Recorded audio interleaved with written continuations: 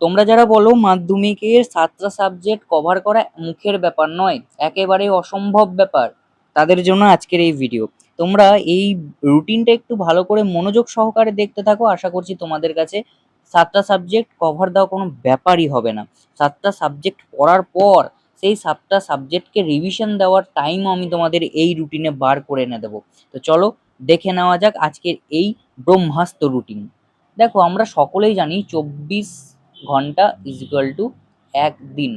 ঠিক আছে, আমরা এই একটা দিনকে 4টে ভাগে ভাগ করব। কটা ভাগে?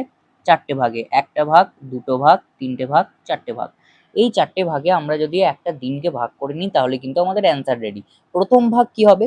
প্রথম ভাগ হবে মর্নিং, দ্বিতীয় ভাগ হবে ডে, তৃতীয় ভাগ হবে ইভিনিং, আর শেষ হবে নাইট। এটা কিন্তু অত্যন্ত গুরুত্বপূর্ণ। কেন গুরুত্বপূর্ণ তোমাদের শেষে বলবো, ঠিক আছে?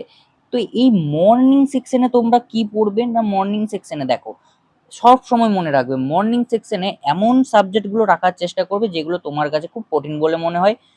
তো পশ্চিমবঙ্গের 90% ছেলে মেয়েদের কাছে অঙ্কটা খুব কঠিন বলে মনে হয়। অঙ্ক শুধু নয়, সায়েন্স গ্রুপটাই খুব কঠিন বলে মনে হয়। তো আমি সায়েন্স গ্রুপের দুটো সাবজেক্ট, সেটা হচ্ছে এক হচ্ছে ম্যাথ, আর হচ্ছে ফিজিক্যাল সায়েন্স, এই দুটো সাবজেক্টকে আমি একেবারে সবারই প্রথমে রাখলাম। ঠিক আছে, এই দুটো সাবজেক্টকে করে রাখবেই, অবশ্যই করে রাখবে সকালে। তারপর দেখো ডে, অর্থাৎ দিনে কি করবে। দিনে দেখো তোমার মনে আছে কিনা জানি না, একটা সায়েন্সের সাবজেক্ট কিন্তু বেঁচে গেছে। এই সায়েন্সের সাবজেক্টটা কি? Life science. এটা কিন্তু তোমরা অনেকে পছন্দ করো করতে। লাইফ সায়েন্সের পর কি রয়েছে? বেঙ্গলি। তারপর কি রয়েছে? তারপর রয়েছে ইংলিশ।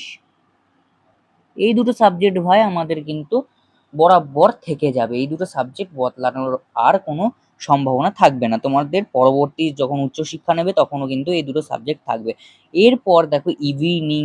ইভিনিং এ কি থাকবে বন্ধুরা? দেখো ইভিনিং এ থাকবে তোমাদের জিওগ্রাফি। যে দুটো সাবজেক্ট বেঁচে গেছে সেই দুটো সাবজেক্ট তোমরা ইভিনিং এ পড়বে। ঠিক আছে, আর আমার সাবজেক্ট হিস্ট্রি। তো এই দুটো সাবজেক্ট তোমরা হয়ে গেল। দেখো এবার কত ভালোভাবে রুটিনটা মেনটেন হলো দেখো তো। ম্যাথ হয়ে গেল, ফিজিক্যাল সায়েন্স হয়ে গেল, লাইফ সায়েন্স হয়ে গেল, বেঙ্গলি হয়ে গেল, ইংলিশ হয়ে গেল, জিওগ্রাফি হয়ে গেল, হিস্ট্রি হয়ে গেল। তাহলে এখানে তোমাদের পুরো যে 7টা সাবজেক্ট রয়েছে, মেন মেন সাবজেক্ট দুটো তো complete. English complete, history, geography, life science, Bengali সমস্ত কমপ্লিট। এবার চলে এসো তোমাদের সেই গুরুত্বপূর্ণ জায়গায়। সেই গুরুত্বপূর্ণ জায়গাটা হচ্ছে এই নাইট, অর্থাৎ এই রাতের বেলাতে তোমরা যে জিনিসটা করবে সেটা হচ্ছে অত্যন্ত গুরুত্বপূর্ণ। একেবারেই ফ্রি ফায়ার নয় বা পাবজি নয় কিন্তু। দেখো এই নাইটে তোমরা যা যা বিষয়গুলো পড়লে, ইতিহাস, ভূগোল, বিজ্ঞান, সেইগুলোকে আবার রিভিশন দিতে হবে তো নাকি? তো আমাদের রিভিশন দেওয়ার জন্য সময় লাগবে, সেই সময়টা আমরা রাতে দেব।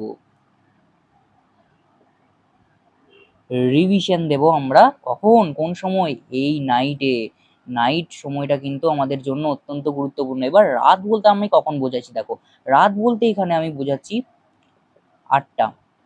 ঠিক আছে, এই 8টা থেকে তোমাদের রাত্রি শুরু হলো, পড়াশোনার রাত্রি। এই রাত্রিতে তোমরা কিন্তু তোমাদের কাজটা ভালো করে বুঝে নিতে হবে। দেখো এবার একটা কোশ্চেন আসবে যে এক একটা সাবজেক্টের জন্য কত সময় করে দেবো। দেখো ম্যাথ আর physical education, sorry physical science, যেহেতু তোমাদের অনেকের কাছে কঠিন বলে মনে হয়, 2 ঘন্টা এনাফ এই দুটো সাবজেক্টের জন্য। ম্যাথ আর physical education, sorry physical science. কলেজে আমার ফিজিক্যাল এডুকেশন আছে, সেই জন্য ফিজিক্যাল এডুকেশনটা বারবার বেরিয়ে যাচ্ছে। ঠিক আছে, তো তারপর দেখো, তারপর বাদ বাকি সাবজেক্টগুলো তোমাদের বেশিরভাগ সহজই লাগে।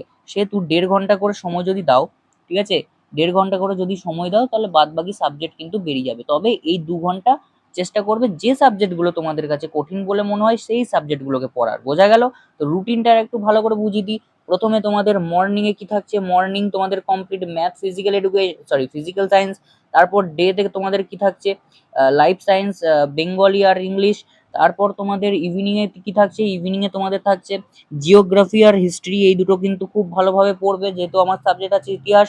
ঠিক আছে, বোঝা গেল? আর নাইটে তোমরা কি করবে? নাইট তোমাদের একেবারে কমপ্লিট হবে রিভিশন দিয়ে। রিভিশন দিয়ে একেবারে গোটাটা হজম করার পর তোমরা ঘুমোতে যাবে। বোঝা গেল? তো এই রুটিনটা যদি তোমরা ফলো করো, অবশ্যই বলতে পারি যে 7টা সাবজেক্ট কমপ্লিট হবে।